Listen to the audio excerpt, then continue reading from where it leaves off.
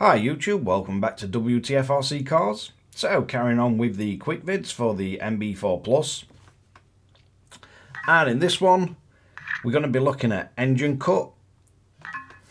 So again, probably more use in nitros and petrol engine RCs, but basically this is an option that allows you to set a point where it would be below your normal idling, so it'd hold the engine and cut it and cause the engine to stall out, or it's a good way of making sure that when you're fiddling around with your RC, you don't accidentally press a button and your RC goes shooting off. So in normal mode, with the engine cut off, we've got full throttle and brake.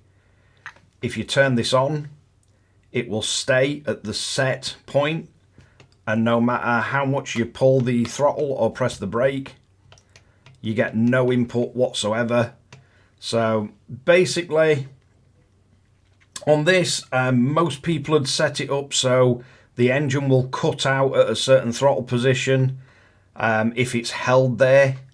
So with this, you could dial that throttle position in, so it's usually slightly on brake, and you'd have it so when you hold it at that for a good number of seconds, the engine will cease to function. It'll stall, and you can't accidentally press the trigger or brake and off your RC shoots.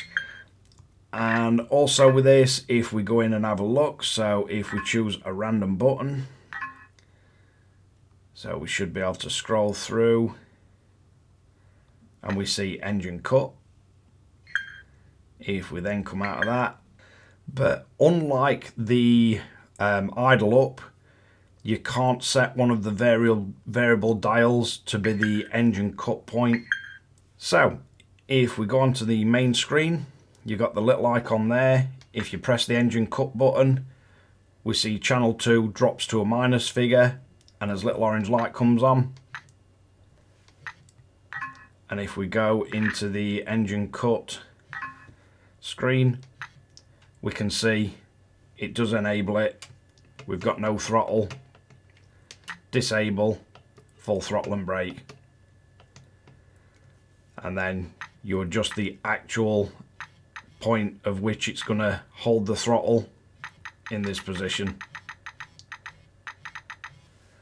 So it's going to be something that you're going to set once, and then it's only really important to be able to turn it on and off.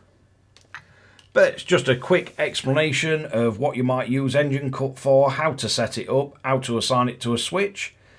But I think that just about covers everything for it.